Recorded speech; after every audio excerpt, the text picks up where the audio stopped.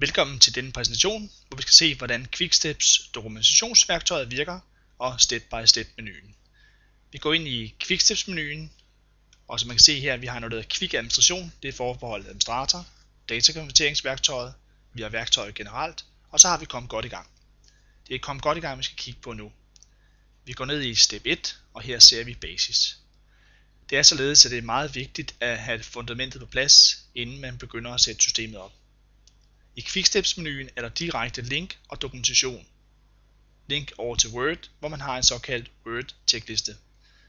Som man kan ses her, arbejder vi med det, der hedder Quicksteps AX 2009. Kom godt i gang. Step 1, basis.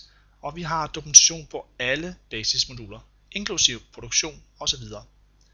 Som det kan ses her, så er der en del opsætning, der skal foretages. Men bemærk, at i Quicksteps har vi et standardregnskab, hvor alle disse eksempler allerede er indarbejdet og preloadet.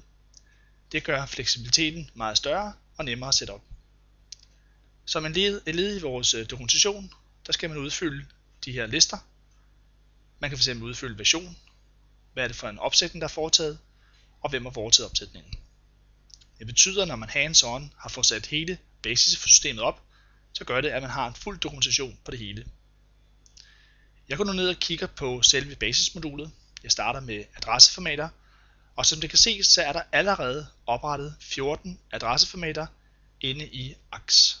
Det betyder, at man ikke skal bruge tid på at sætte disse op, men måske eventuelt undersøge, hvad der mangler i templaten.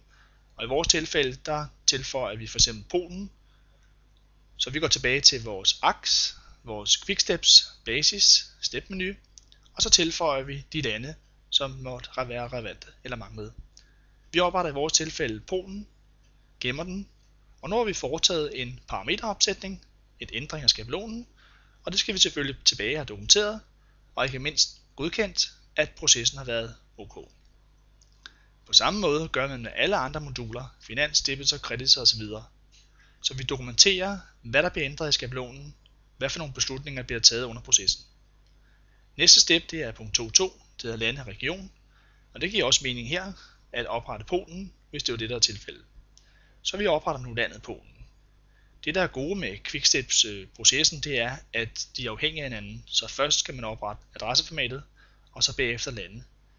Det er derfor, at vi når hurtigt i mål med Quicksteps, og vi ender med en fuld dokumentation til fordel for nye medarbejdere, revisoren, og generelt få det hele dokumenteret, samtidig med, at man jo får sat det op, og det er et hands-on forløb.